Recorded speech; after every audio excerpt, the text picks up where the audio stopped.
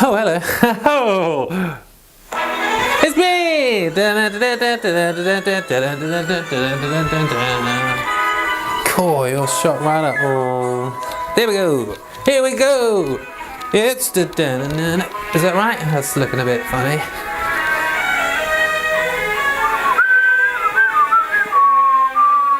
I said, yeah, it is me. Oh, yeah.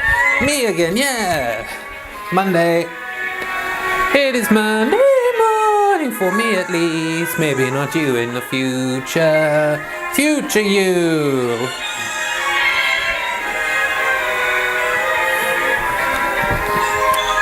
Bundaberg, Australian ginger beer. It's so beer-like. This is for teetotalers now. It's so beer-like. I have to keep checking that it's not actually alcoholic. It's not. It's very nice. Not sponsored. Paid full retail for that. Right, here we go. Right, monkeys. That's a little warm-up. Shenanigans. Anyway. Right then, let's do the dog sweep. You can probably see one of the little irksome oiks. Bodie. Wave to the camera, bird. Woohoo! Right, good girl. Dun dun dun dun dun. My tripod's all tight. Ooh, what's that? Downward facing dog. Upward facing dog. And relax. Perfect. This is what we like. Monday afternoon. No stress, no dramas.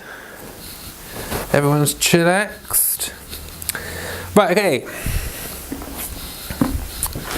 Where are we? Leviticus.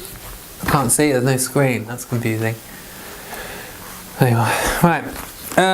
Leviticus 22. I have written some more notes. I did it a day ago, so I don't remember what that says. So that should be interesting because the handwriting's so bad. Ba ba ba ba. Here we go. Upside down.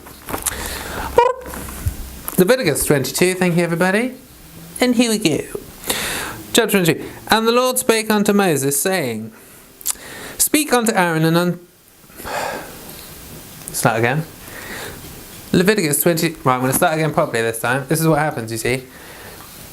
Dear Lord, I am but a conduit for your glory and majesty. Please help me to read these words the best that I can do so that the people at home listen, take them on board, maybe learn something, and maybe draw them closer to you.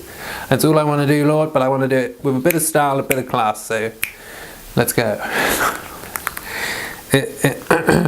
It's all the Lord. I am basically just a big gummy idiot who is trying to do his best. Right, here we go. Oh, we've got some more in. We've got some more in. I can't. What's that? Let's go, go, go, go! And Diddy. Right, no deal. No deal. No Diddy! Good catch. Right. We're starting again. Here we go. Chapter 22. And the Lord spake unto Moses, saying, Speak unto Aaron and to his sons, that they separate themselves from the holy things of the children of Israel, and that they profane not my holy name in those things which they hallow unto me.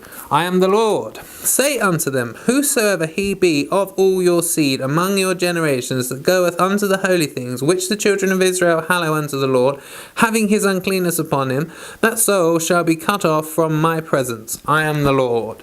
What man soever of the seed of Aaron is a leper, or hath a running issue, he shall not eat of the holy things until he be clean.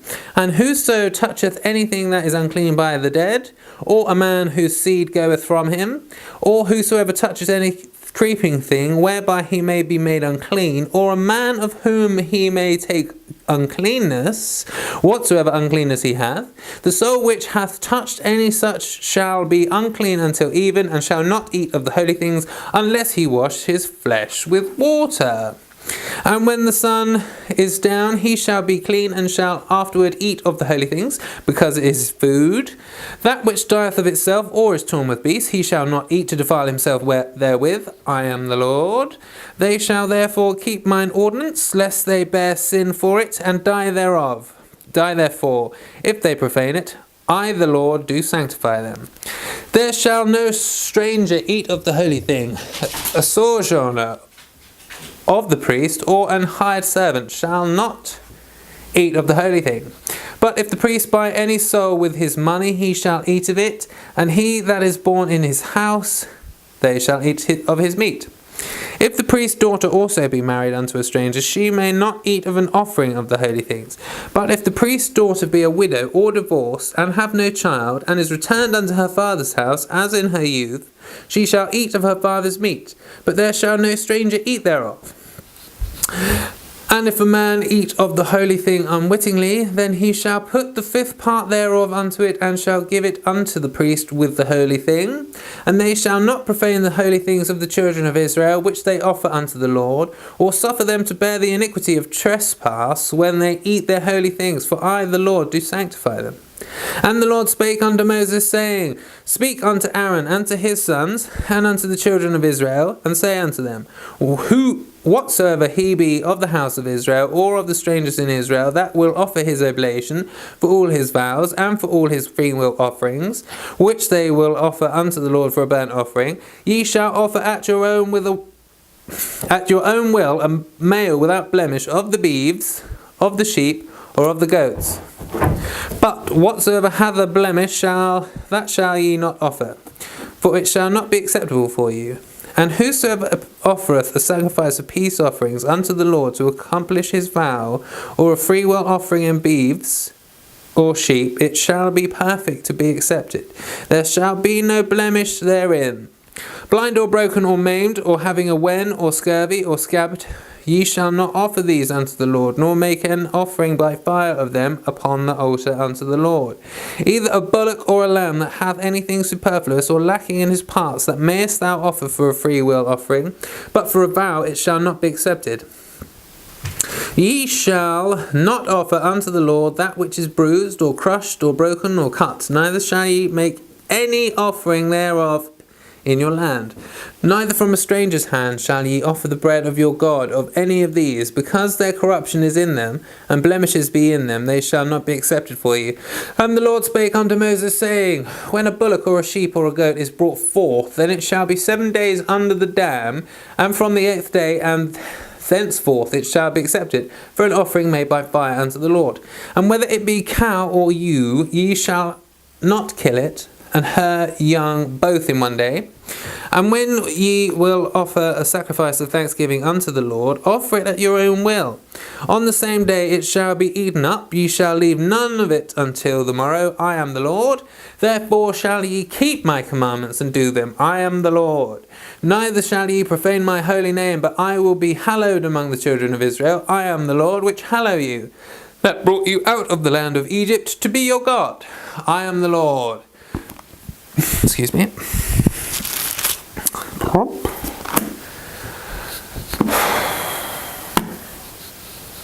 How are you feeling about Leviticus? Lots of rules, isn't it? Where's Jesus? That's what I'm looking for.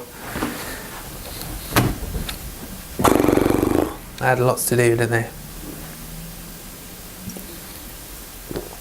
God probably gave them all these rules and things to keep them busy and keep them out of trouble. Idle hands are the devil's playthings.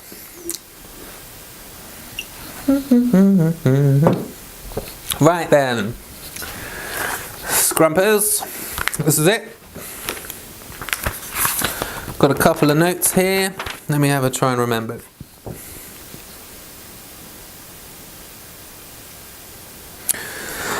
This chapter contains mostly laws concerning the priests and sacrifices, all for the preserving of the honour of the sanctuary. Have I done this one? Priests with blemishes were forbidden to do priest work, but could eat the holy things. These priests were to avoid idleness, worked in... I'm going to start that again because I'm making no sense. As we've stated before previously, if you were a Levitical priest and you were born with a disability or some facial corruption or something that made you imperfect to work in the sanctuary, Obviously, God didn't want you sitting around doing nothing, so there was jobs for these people. They were still priests, they still took on board and ate the holy things, blah, blah, blah, but he didn't want them serving. So one job was they worked in the wood room, checking the wood for the burning, the wood that was going to go on the, to make all the fire offerings and such, to make sure that there was no infestations in the wood lice, and even though wood lice don't actually live in wood, I don't think. Termites and worms and things. They could also check for leprosy. That sounds like a great job.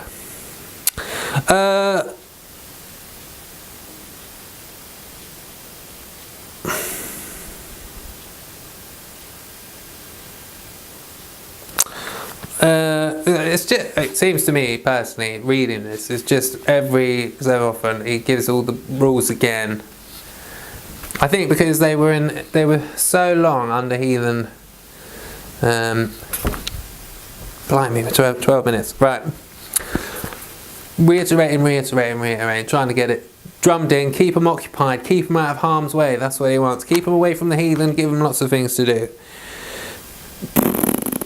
The priests were to refrain from anything that would defile or make them unclean, as this would stop them from taking part in the holy things of the Lord and would bring punishment if done whilst unclean. Holy things were for the priests and their families.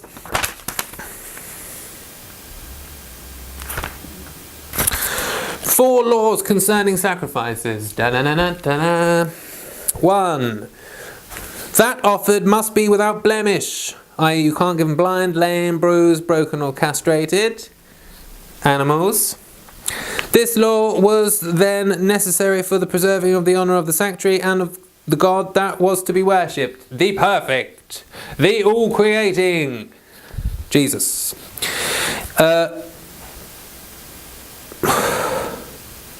In allusion to this law, Jesus is said to be a lamb without blemish and without spot. 1 Peter 1:19. When Pilate declared, "I find no fault in this man," he did thereby, in effect, pronounce the sacrifice without blemish. I know, right? How good is these notes? Whew. It is also an instruction to us to offer to God the best we have in our spiritual sacrifices, because He is the best. He needs the best. He deserves the best. We're 4 laws concerning sacrifice. This is the second law. After 8 days old. Okay. Sacrificial animals had to be over 8 days old. The boy's castration could only be done after 8 days old. This is so that it would have at least one Sabbath pass over it. Circumcision was after 8 days. Animals under 8 days were not fit for the table, let alone for God's sacrifice, because they hadn't gone through a holy day. Number 3, another law about the sacrifices. Don't kill the mother and or young animal both on the same day. It looked